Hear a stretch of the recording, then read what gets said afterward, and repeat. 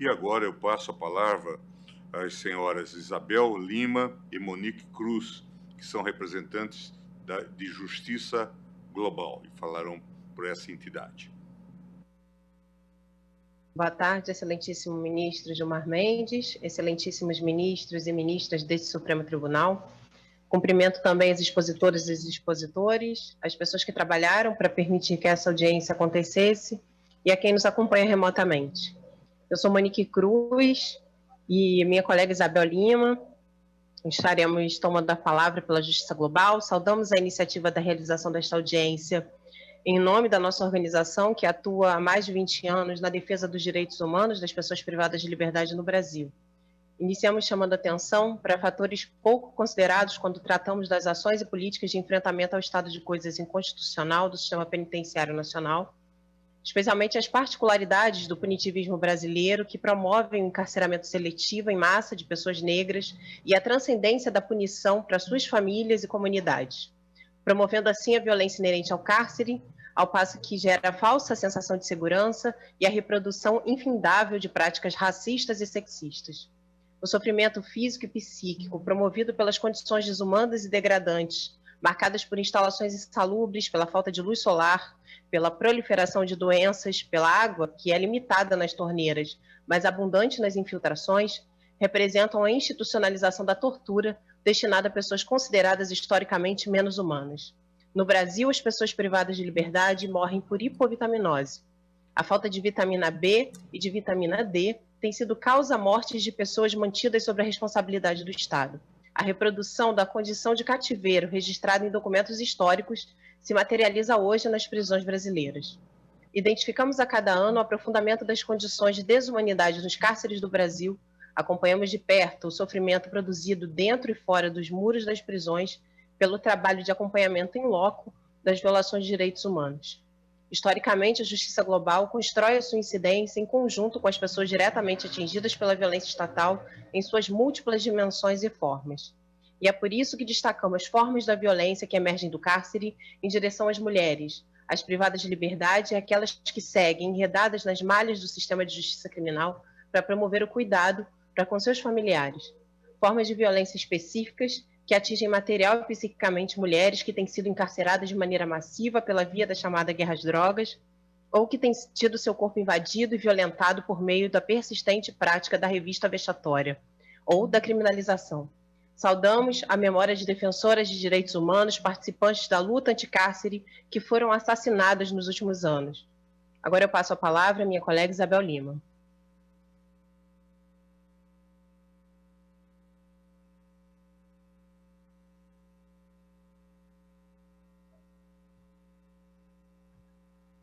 Boa tarde, excelentíssimo ministro Gilmar Mendes, boa tarde a todas e todos. Ainda sobre as violências produzidas nas prisões, cumpre destacar que o uso ilegal e abusivo da força por agentes do Estado, incluindo armas menos letais, é generalizado nos espaços de privação de liberdade. Não existem regras internas robustas para controle do uso da força e os atores competentes não têm oferecido respostas efetivas com relação à fiscalização e responsabilização por ações ilegais e abusivas.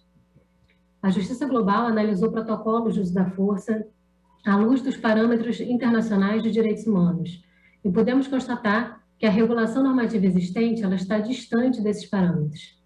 A legislação brasileira, de um modo geral, permite expressa ou implicitamente o uso de equipamentos vedados ou não recomendados pelas normas internacionais, assim como o uso de equipamentos em situações nas quais não deveriam ser empregados.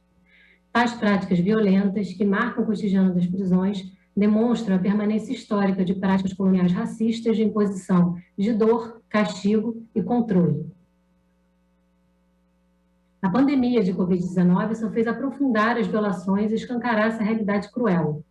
Além de não oferecer condições mínimas para evitar a proliferação do vírus em espaços de confinamento insalubres e sublotados, a incomunicabilidade das pessoas privadas de liberdade foi a principal resposta apresentada para o controle da Covid-19 nas prisões, aumentando o sofrimento das pessoas presas e de suas famílias e as denúncias de tortura.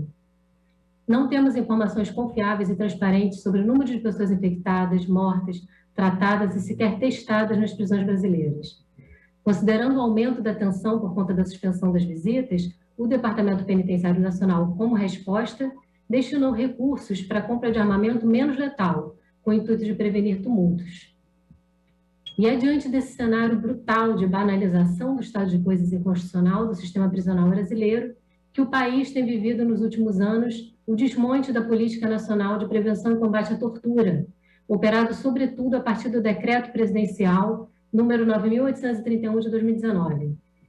Dentre outras graves mudanças, o decreto tornou não remunerado o serviço prestado pelo Mecanismo Nacional de Prevenção e Combate à Tortura, o que significa um ataque à autonomia e à independência do órgão e, na prática, a inviabilização do trabalho de monitoramento, em evidente descumprimento da obrigação internacional assumida pelo Estado brasileiro ao ratificar o protocolo facultativo à Convenção contra a Tortura da ONU.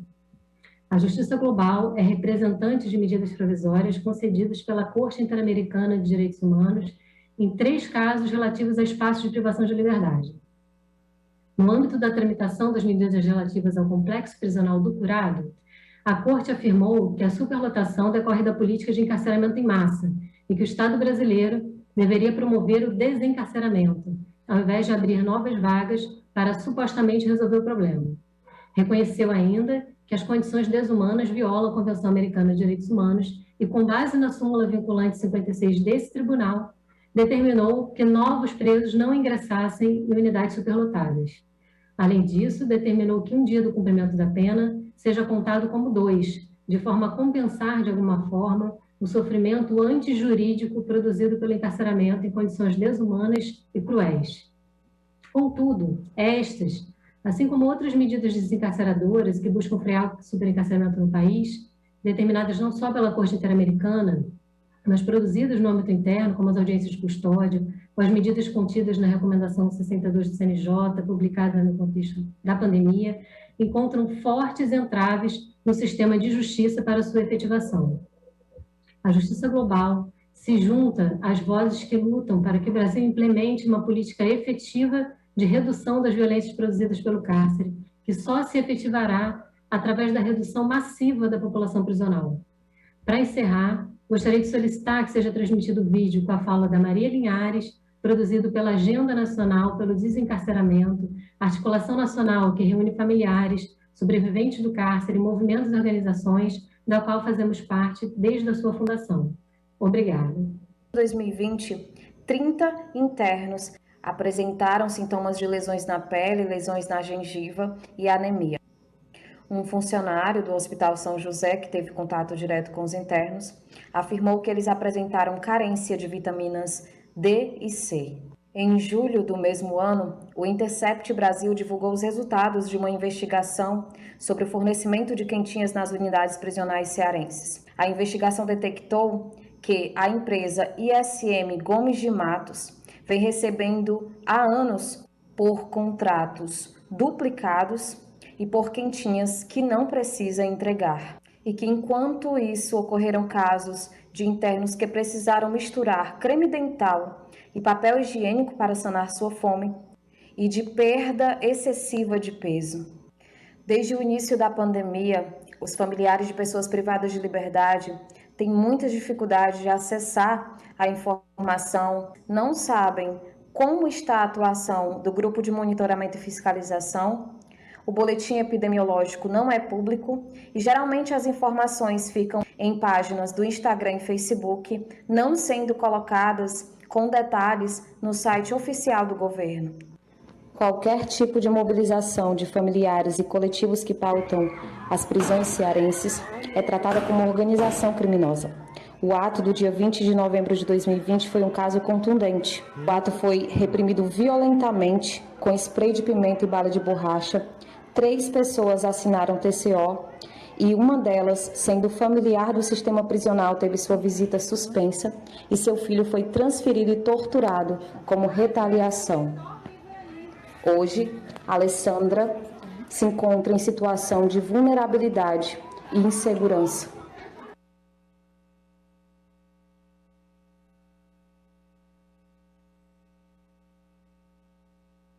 Obrigado a Isabel Lima e Monique Cruz pela exposição, certamente será de utilidade para o nosso relatório.